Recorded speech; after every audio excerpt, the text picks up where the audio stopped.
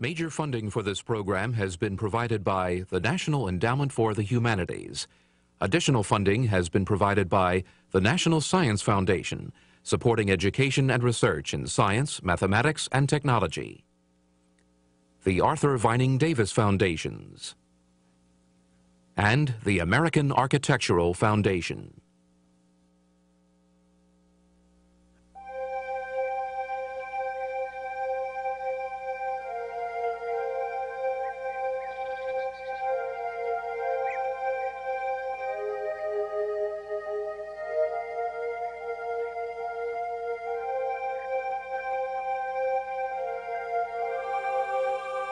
This is a plaster cast of a man writhing in agony as he suffocates, buried alive in burning volcanic ash. Thousands of people died this way in the Roman city of Pompeii one August day in 79 AD. This entire city was smothered beneath a 12-foot blanket of ash that fell from Mount Vesuvius, still haunting and threatening above the Bay of Naples. Nearby, Herculaneum suffered a different but no less horrible fate. It was buried beneath a sea of volcanic mud. But this tragedy managed to leave its own memorial. Pompeii and Herculaneum stayed buried for more than 1,600 years. And when excavations began, they revealed a picture of everyday life in one of the world's most influential civilizations.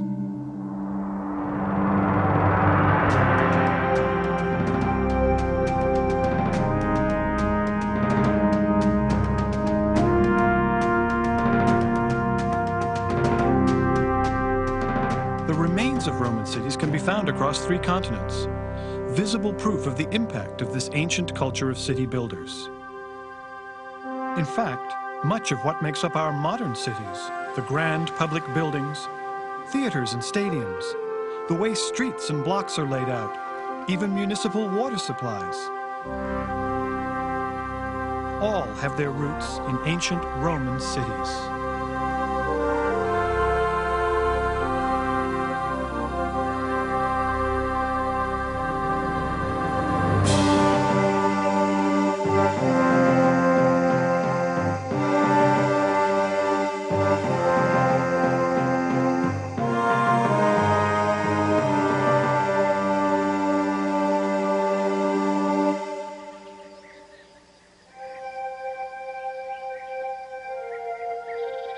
To the Romans, the city was more than a collection of bricks, blocks, and buildings.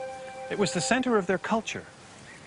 Legend has it that Rome was founded near where I'm standing by Romulus and Remus, 2 young princes cast out to die by their jealous uncle, but saved and nurtured by a wolf to fulfill their destiny. The guiding spirit of Romulus was never far from the hearts and minds of those who built Rome's cities, which eventually stretched from one end of the Western world to the other. By the time of Jesus, the Romans controlled much of Europe and the Mediterranean. Rome built its empire through alliances, treaties, and military conquests. And until the empire began to collapse around 400 AD, its provinces and territories contributed heavily to the wealth and status of the city of Rome.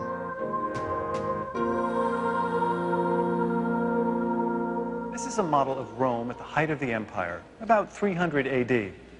It gives us a good idea of the size and complexity of this fabled city. And like most modern cities, ancient Rome was noisy, congested, and expensive. It boasted a population of over 1 million, far larger than any other city in the world. It was the place to live, a symbol that all Romans held culturally and spiritually dear. And wherever they settled, they tried to recreate the best aspects of Mother Rome.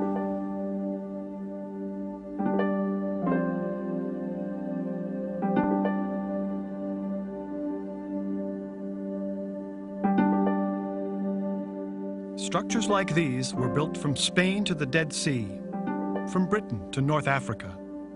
And they were built to last, first in cut blocks of quarried stone, later in brick-faced concrete. Romans came not just to conquer, but to stay. And the cities they built would alter the character of the land and the world of its people forever.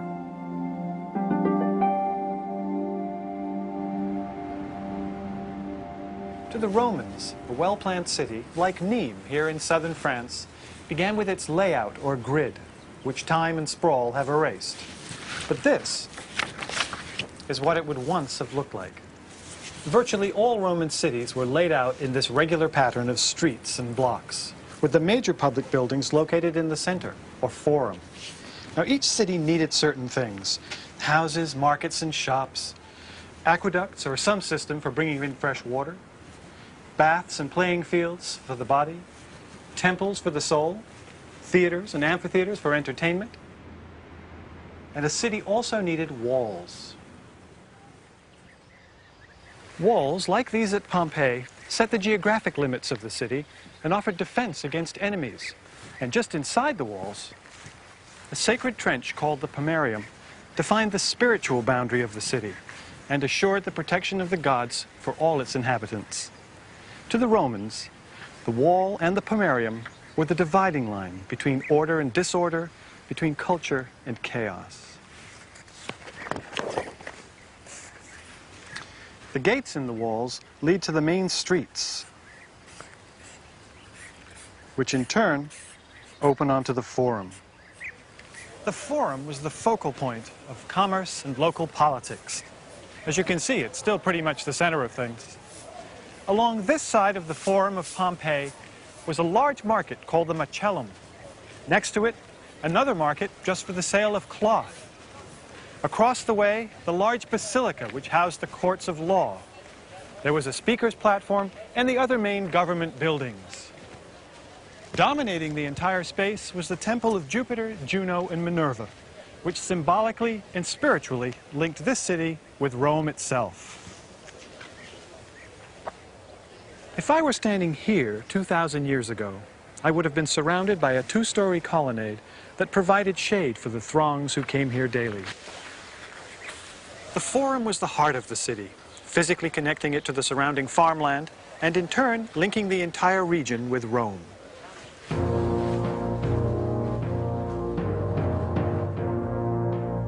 The spread of Roman cities affected all the regions they touched, whether the local inhabitants liked it or not. This was particularly true in France, an area the Romans called Gaul. The Celtic people of Gaul were forcibly subdued in a campaign led by the most famous Roman of them all, Julius Caesar. He was eventually succeeded by his nephew Augustus, who tied Gaul more closely to Rome, especially through new cities built on the sites of Caesar's victories. Our story begins in the year 27 BC. A generation has settled the dust of conflict, but not the bitter memories. And a town we're calling Verbonia is beginning its new life as a city of empire.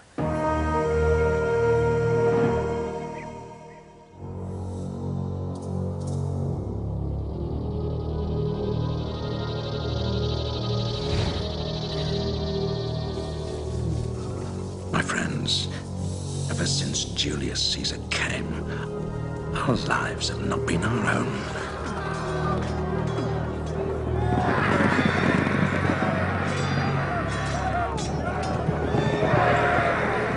He burned our land,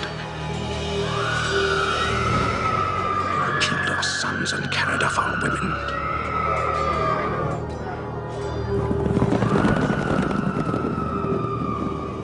He humiliated our leader, the great Vercingetorix, bringing him in chains back to Rome. And at Uxellodunum, our last stronghold, he cut off the right hands of our warriors.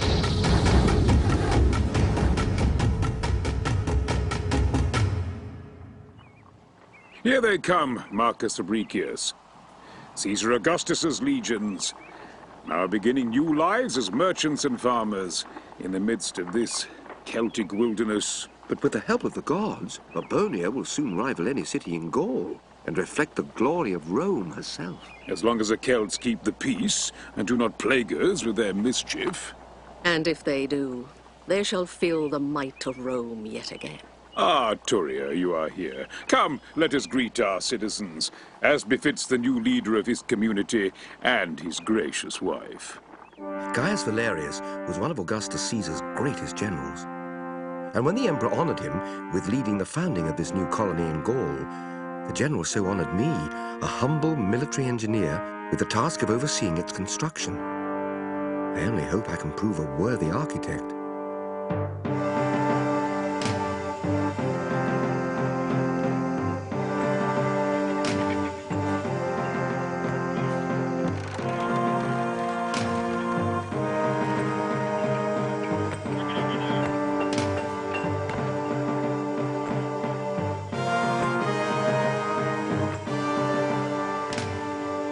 Build it strong, Marcus Fabricius.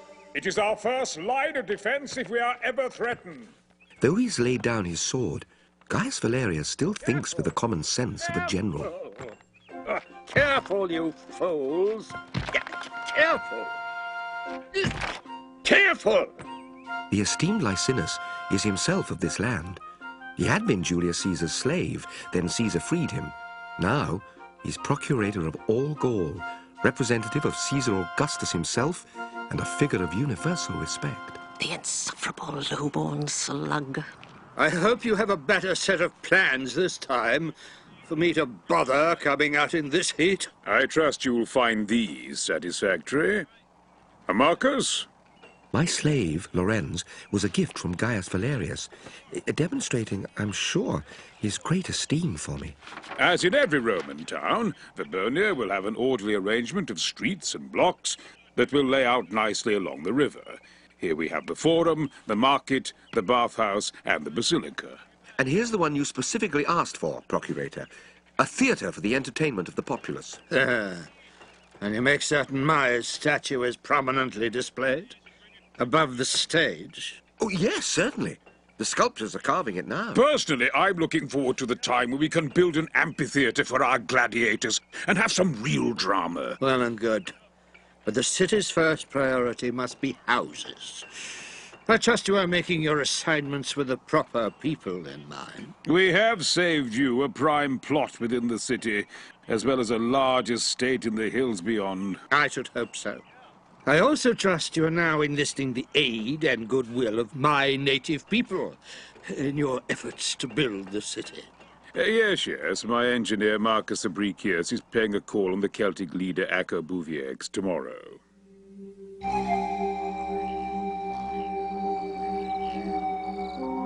Acco Buviex had a formidable reputation.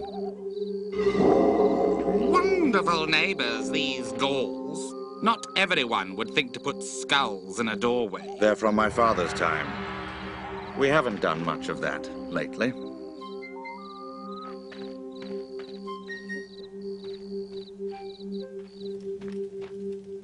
Now, what is it you wish of me and my people? Acco graciously extended the courtesy of his house. Before long, we were able to strike a bargain. He would provide a sufficient number of skilled craftsmen, and they in turn would receive a year's free use of the Verbonia docks. Now your fine ironwork will be seen all the way to Egypt, and merchants will come from far and wide, offering you trade. Acco also introduced me to his lovely daughter, Aidan, of whom he is most proud. Oh! She has a proper and gratifying respect for her father. And if she were only a Roman citizen, she might make a fine wife.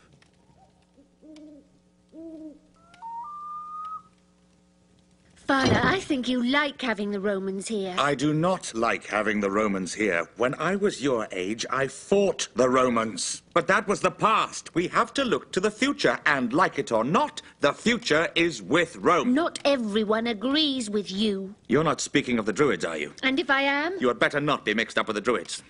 Did you hear me, Aidan Buviex?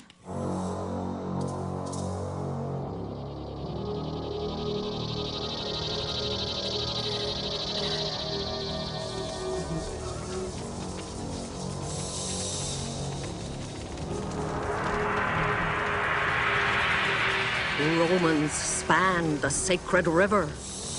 Now they are destroying our way of life. All of our gods are angry. We must never forget what has been done to us. With Akko's help, construction of the town has progressed rapidly. The bridge is burning! The bridge is burning! The bridge is burning! Bring the horse around. Okay! What a terrible accident. Yes. Perhaps it was no accident at all. Perhaps you are mistaken. Let us hope so. For everyone's sake.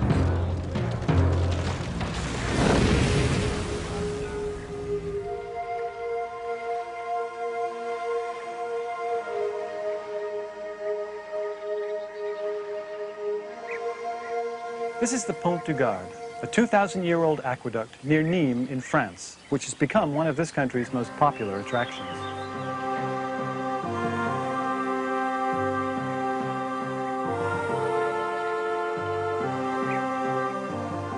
A critical priority for any city is a constant supply of fresh water.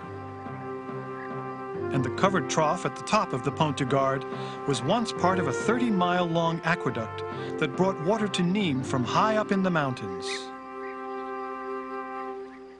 The key to aqueduct design is gravity. Once the engineers located a source of water in the mountains, they built their aqueduct with a gentle downward slope to ensure that the water would flow along its entire length. The aqueduct rested on a series of arches which were supported above the varying terrain on massive stone piers. But when the aqueduct had to cross a river or a ravine and it became either impossible or impractical to build those stone piers, the engineers instead built larger arches. And if necessary, they built several larger arches, such as we see here at the Pont du Gard.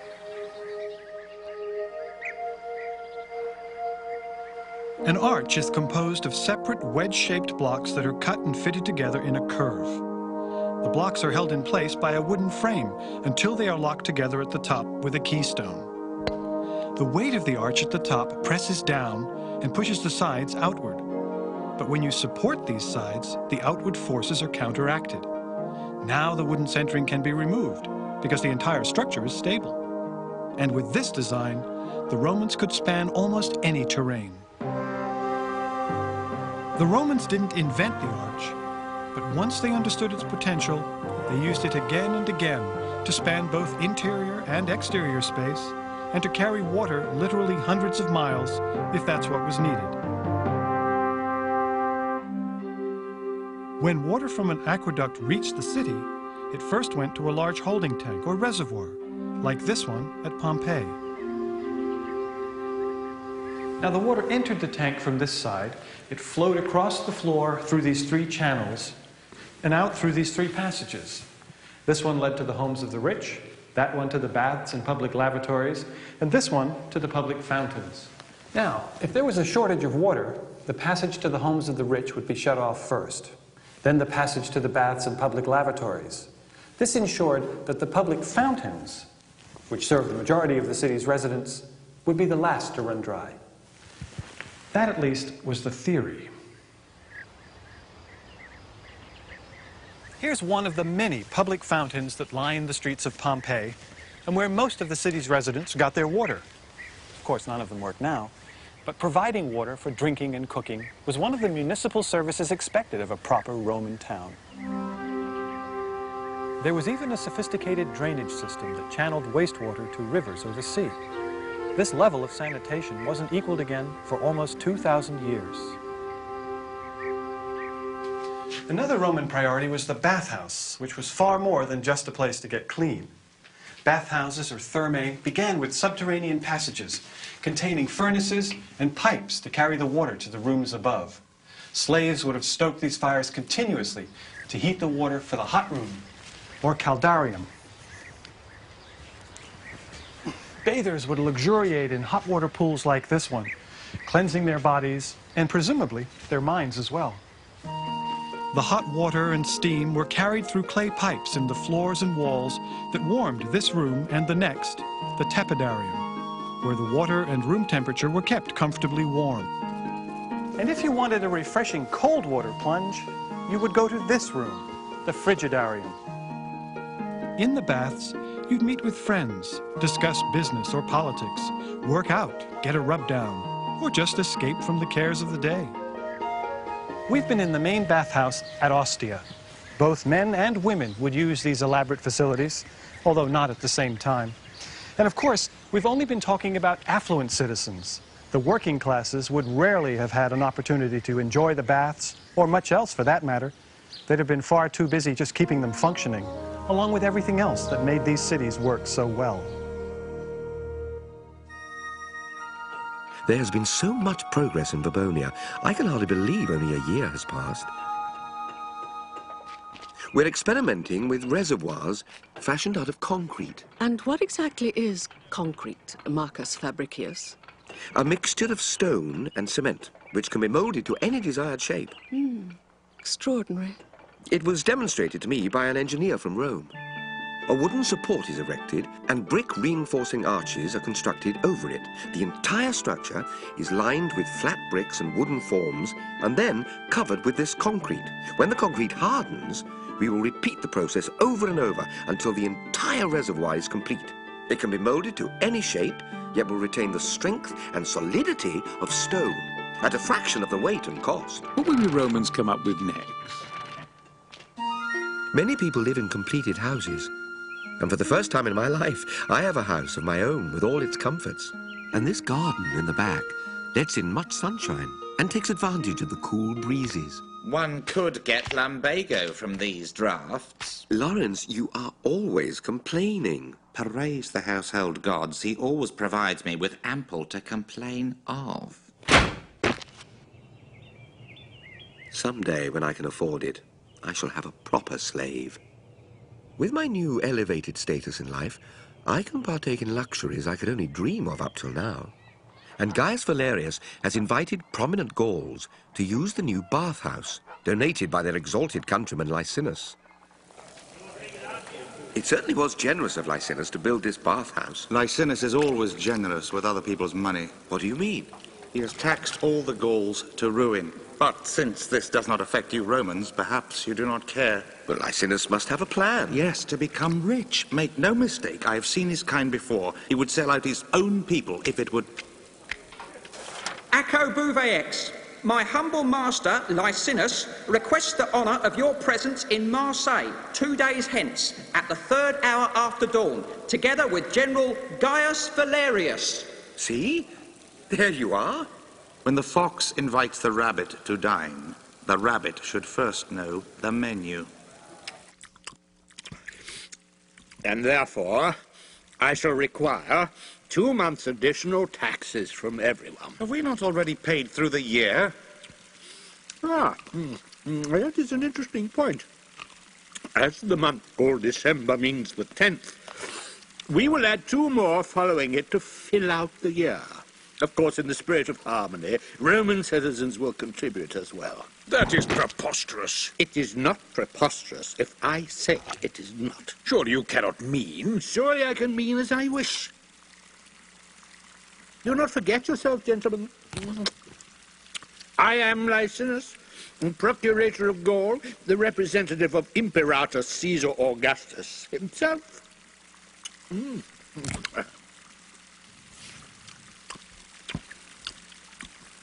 I tell you, this new tax will not sit well with my people. Nor with mine, but they will only grumble. You must deal with your countrymen to keep the peace. Though I am a chieftain, I do not command the loyalty of all. Such wanton destruction. That's such a great act of generosity. What could it mean to break off the right hand? Who would do such a thing? Perhaps they who have had it done to them.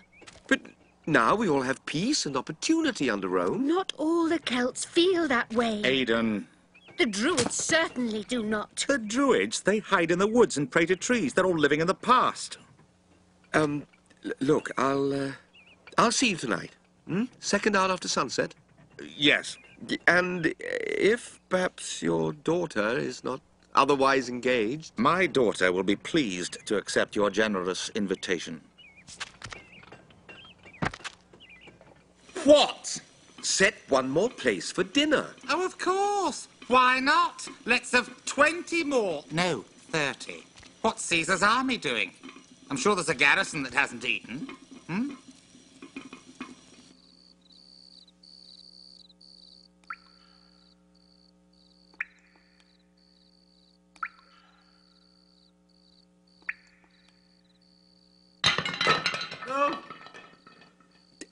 Just one moment. I'll see to the delay. Believe me, Master, I want this to work even more than you do. What are you talking about? To impress the young lady into marrying you, heaven help her. Who said anything about marriage? I've seen the way you regard her. I could not marry her. She's not a Roman. You best marry someone, or I shall die of exhaustion. And then you'll have to do your own work. You're not overly burdened. I'm a slave. You treat me like a wife.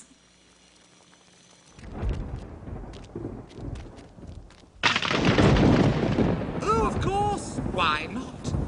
Rain.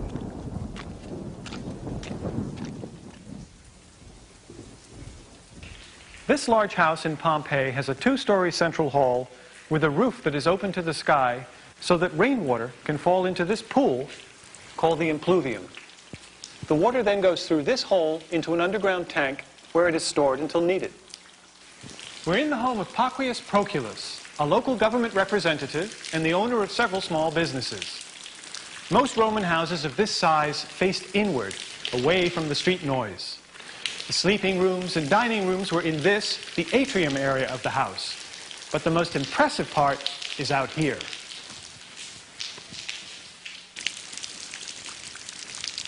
Much of Roman life was lived out of doors. The gardens of Pompeii are among the most famous in the world, and every wealthy home had one, surrounded by a covered walkway called a peristyle. On warm days, the master and his family would sit underneath the broad overhanging roof while the garden soaked up the rain and flourished in the sun.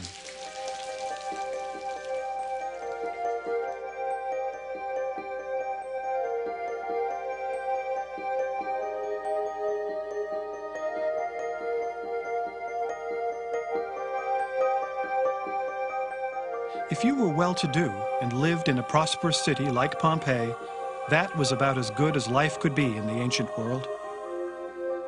In fact, you could even use your house as an extra source of income. Ground floor rooms that faced the street were often used as shops and rented out by the owner.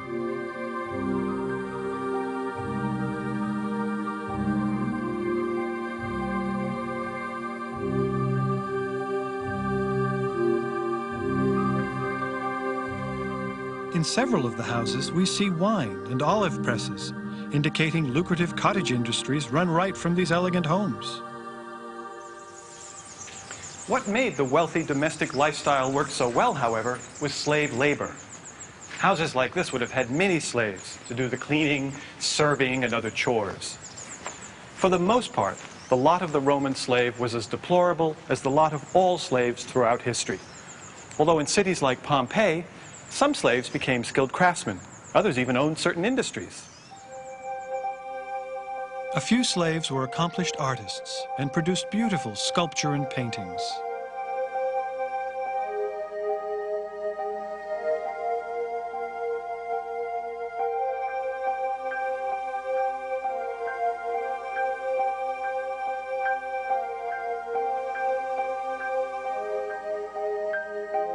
This impressive residence was once owned by the Vettius brothers, who we think had once been slaves.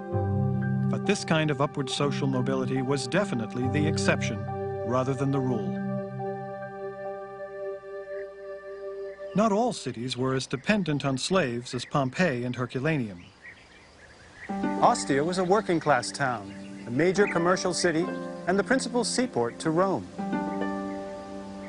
Though it's silted up now, the river was once lined with ships laden with cargo. At its height, Ostia boasted many warehouses, like this one.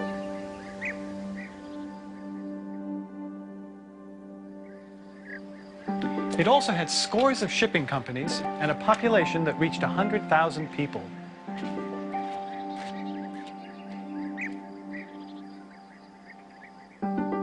Instead of the lavish townhouses we saw in Pompeii, most people lived in apartment buildings called insulae, which actually translates as islands.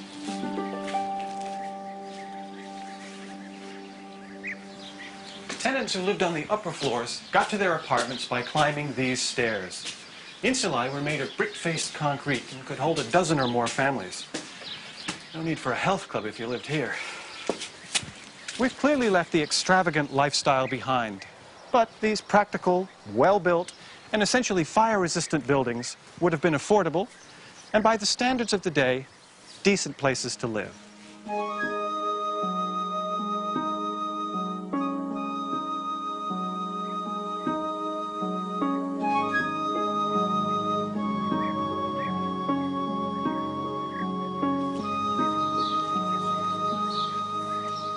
This bar on the ground floor of an apartment block had an excellent view of the street and offered a wide variety of wines for sale. Thank you. And remembering our practical Roman planners, there were public toilets located conveniently throughout the city with separate facilities for both men and women. And on that matter, at least, there must have been some equality between the sexes because archaeologists haven't been able to tell which room was which.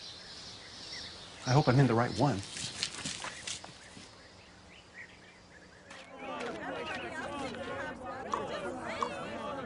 Let me through. One side, please. So much for your vaunted water system. What are you talking about? There isn't any. Water from the mountains running to every house. I knew that idea wouldn't work for long. You say Licinus cut off the water to all private houses? But why? With the lack of rain, unless there are conservation measures, soon there will be a shortage. So those who require it may now purchase their water from the central reservoir. My servant will collect the money. This is tyranny. He is bleeding us dry. Well, Marcus, what do you say of your friend Licinus now? Licinus is indeed a snake. Gaius, you must tell Caesar Augustus. You supported him in the civil wars, and he is known to be loyal to those loyal to him. I will write to Rome this very night. Augustus receives many letters. You must go to Rome. And take with you a citizen to bear witness, so it will be clear this is no personal argument. Someone honest and without guile. I know just the one. It's a tremendous honor that Gaius Valerius has asked me to accompany him to Rome, but I cannot imagine being in the presence of the great emperor himself. Though a citizen of the empire, I had never been to Mother Rome herself.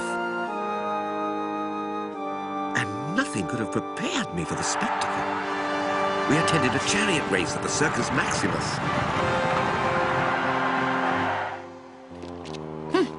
I knew you should have bet on the red team.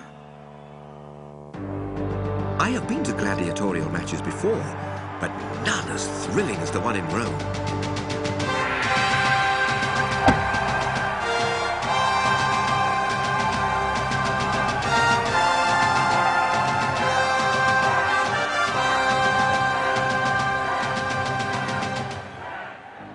I knew you should have bet on the one with the trident. The next day, we journeyed to the residence of Augustus atop the Palatine Hill. I was surprised by the modest scale of the emperor's house.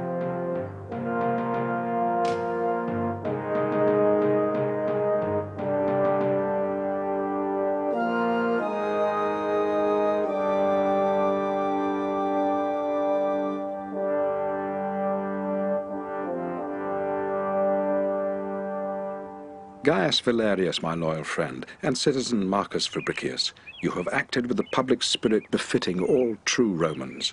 Go with our thanks, and next month, during our tour of inspection in Gaul, you shall have our decision. It was the best possible news.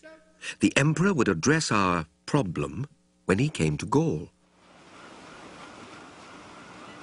I know we will have a satisfactory outcome.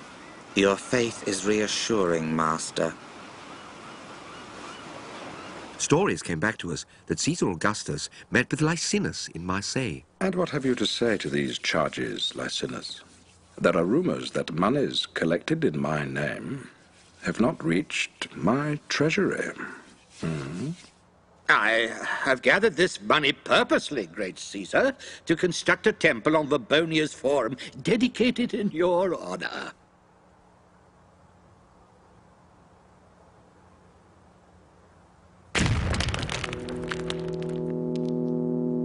And so, for his good work, Licinus was promoted back to Rome as the emperor's official food taster to protect him from poisoning. Here, his formidable Epicurean skills can be devoted to the public good. With the taxes removed, now perhaps we can run our lives and businesses in peace.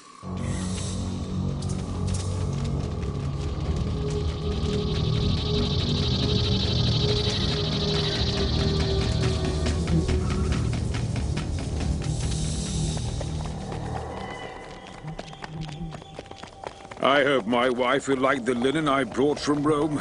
That woman has such high standards.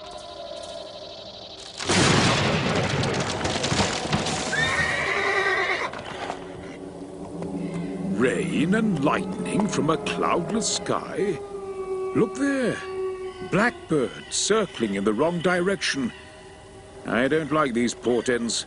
Let us get back to the villa. These woods are not safe at night.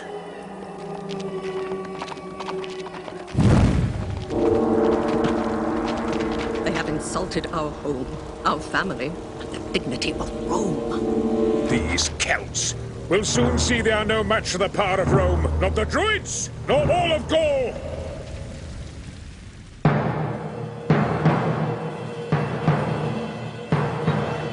Gaius Valerius was as good as his word. His measures were swift and harsh, not only against Druids, but against all the Gauls.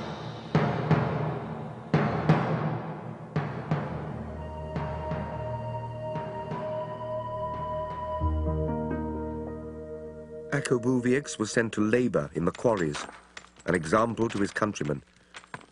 Now I see no hope of bringing our peoples back together.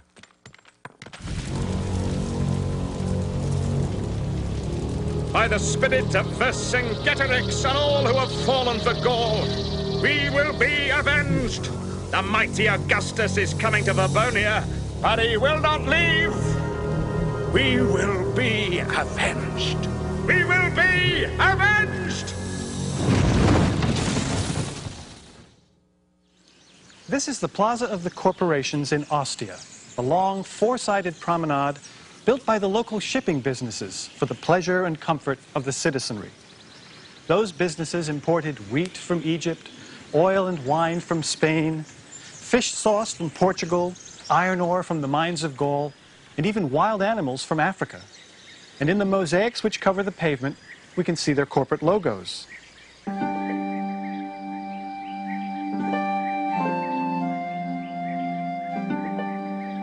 Attracting regional and international trade was one of the prime reasons for establishing a city, but not the only one. They were also the centers of culture, and the people strolling this pleasant concourse were probably here during an intermission from one of the most popular spots in town, the theater.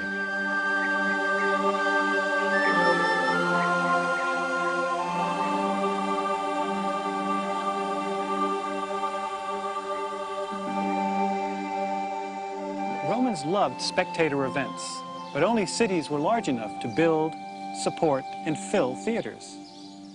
Like so much else, the Romans borrowed most of their dramatic themes from the Greeks, modifying them to suit their own tastes and sensibilities.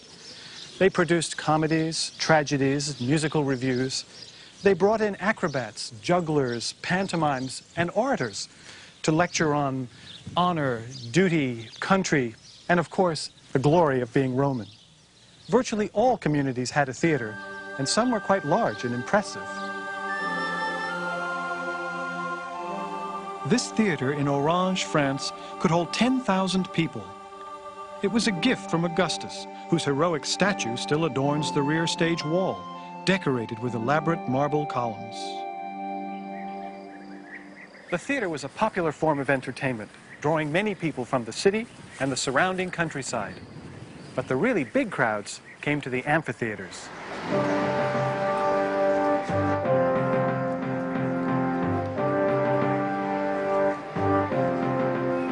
This huge amphitheater is in Nîmes, not far from Orange. It could easily hold the 24,000 spectators who came here to watch the games. When you first entered the amphitheater, you started in this covered passageway, which rings the entire arena. You get to your seats through these barrel-vaulted tunnels. Some go up to the cheap seats, others go down to the box seats, closer to the action. Like a modern stadium, this is the area where you'd find the snack bars and public toilets. This barrel vault above me does two things. First of all, it creates a covered passageway, but second, it acts as an extended arch to support the tremendous weight above. An amphitheater is actually a circle of barrel vaults that narrow as they lead to the arena. These are connected to rings of passageways that allow movement around the entire structure. The system was so efficient that the whole place could be emptied in 15 minutes. Stone seats rested on top of these vaults, and along the back wall was a series of masts which were rigged to hold a massive canopy called a velarium. We can still see the mast holes for the velarium. It was so large that companies of sailors were kept on duty just to hoist it into position. The velarium provided shade for the patrons from the hot Mediterranean sun so they could better enjoy the spectacle. Brilliant architecture and engineering, all in the service of some of the most depraved notions of entertainment the world has ever known.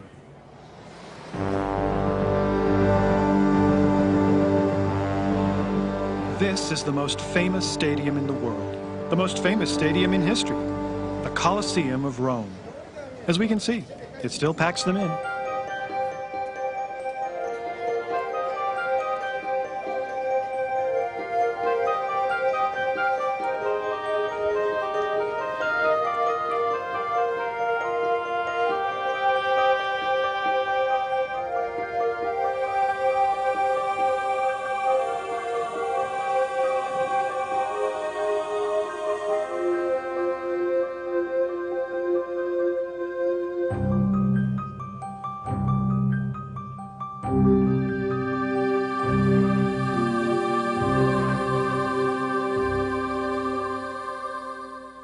I'm in the basement area below the floor of the arena, where people and animals were kept in elaborate staging areas. Using hoists and elevators, they were raised up through trapdoors, appearing as if by magic, much to the delight of all.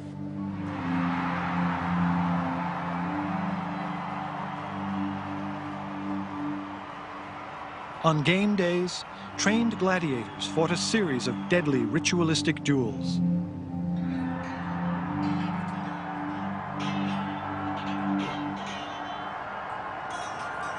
Condemned prisoners were executed in a variety of ingenious ways.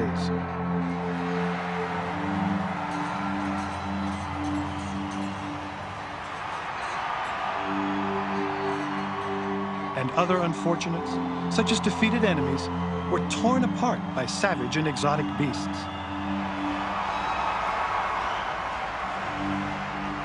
By nightfall, hundreds of people and animals lay dead.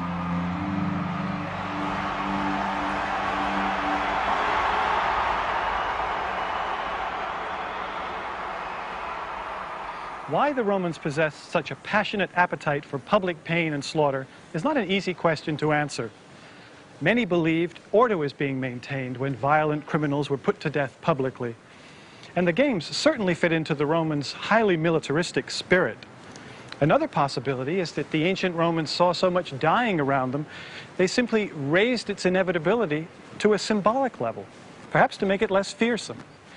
But whatever the reason, the games were enmeshed in custom and ritual and became the most popular event in Roman society.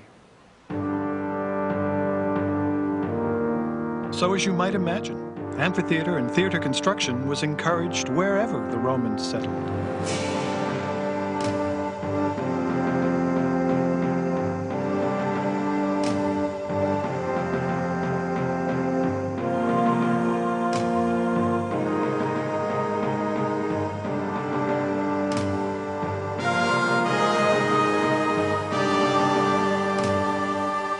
From all reports, the progress of Augustus through Gaul has been most triumphant.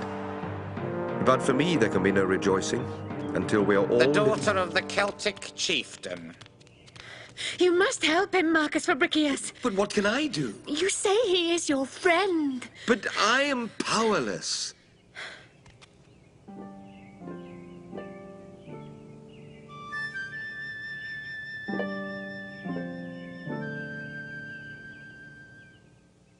What? You want to see Caesar? Tell him it's Marcus Fabricius, that he received me in Rome. So, you wish me to pardon this Celt Acobuveix? If you please, great Caesar. Acco has committed no crime, and I know this gesture on your part would do more than all of Gaius Valerius's harsh measures.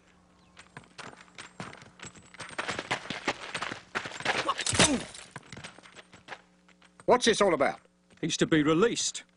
On whose orders? Caesar Augustus himself. Oh, Marcus, you were wonderful. I am in your debt, Marcus Fabricius. We each must do what we can. Yes, we must. And tomorrow, in the Forum, when he makes an offering at the temple, that is when we shall strike.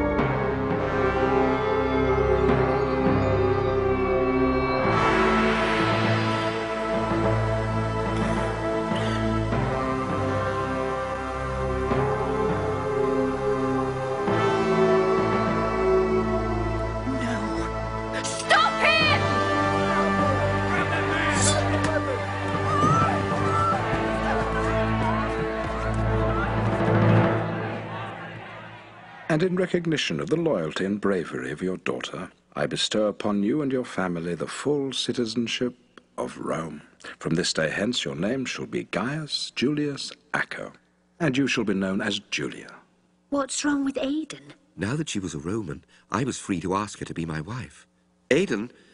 Julia, now that you are... And Marcus Fabricius, in recognition of your loyalty and splendid achievement in the building of Verbonia, I hereby appoint you supervising architect for all of our new cities on the Phoenician frontier.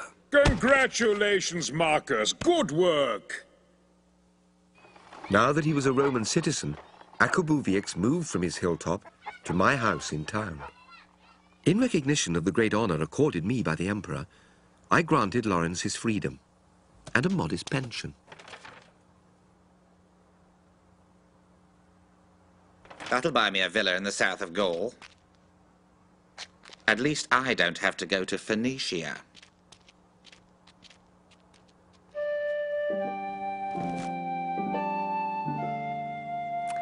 Oh, Marcus, I wish... And so do I.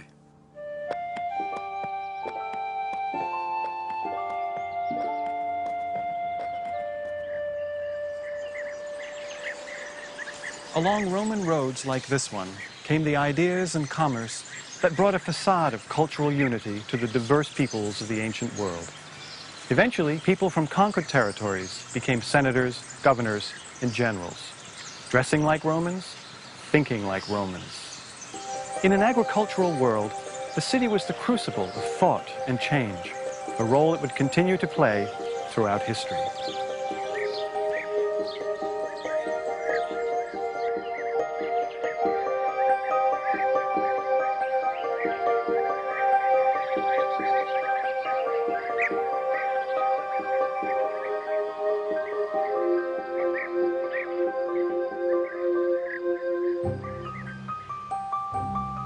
At public temples and in the quiet of their homes, average Romans prayed to the gods to protect their cities.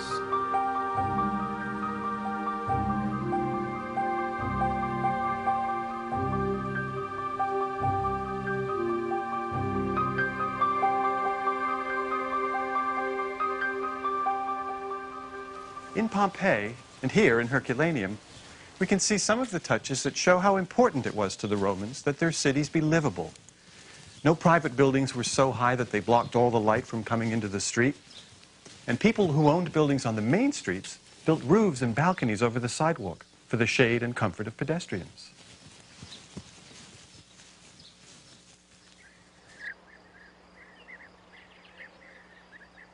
And notice the elevated sidewalks here at Pompeii. They prevented people from being run over by carts and horses. And these stones not only allowed them to cross the street without stepping into anything, they also served as the world's first speed bumps, since carts would have to slow down to get past them. And look at these grooves made by the carts that travel down these roads over the years. But perhaps the most interesting Roman idea about cities was the stated desire to keep them small. From archaeological evidence, it is clear the city fathers had trouble practicing this theory. Almost all Roman cities quickly outgrew their original plans and needed new aqueducts and sewers and other city services.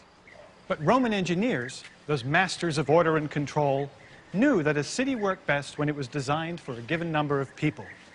Once that number was reached, the plan was to build a new city, rather than to stretch and strain the surfaces of the old one. Too bad that idea didn't catch on.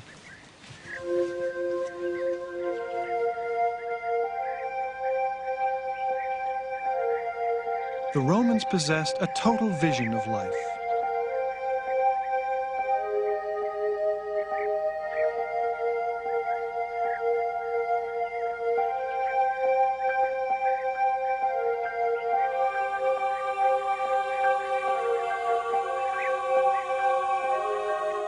Much of it was brutal and repulsive, but part of it was brilliantly progressive.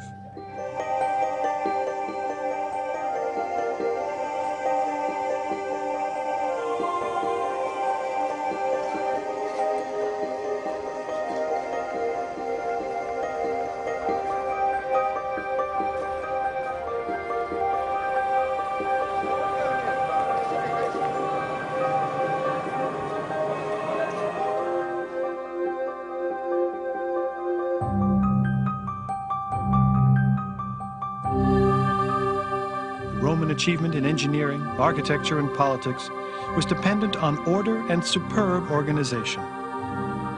And when that order broke down, as it did in the declining centuries of the empire,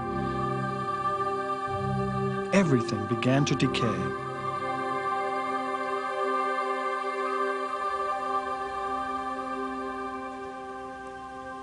But at its height, nothing in the Western world came close to Roman technology and city planning. And it was almost 1,500 years after the collapse of the empire before the world would begin to see its like again.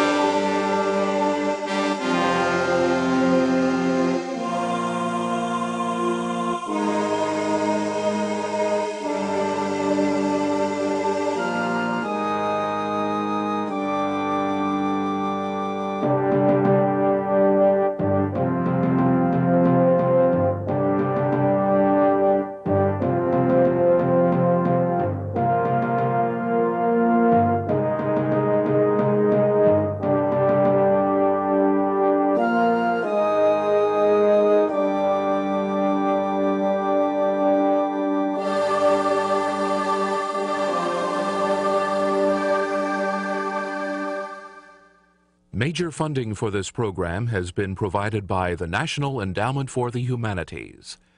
Additional funding has been provided by the National Science Foundation, supporting education and research in science, mathematics, and technology.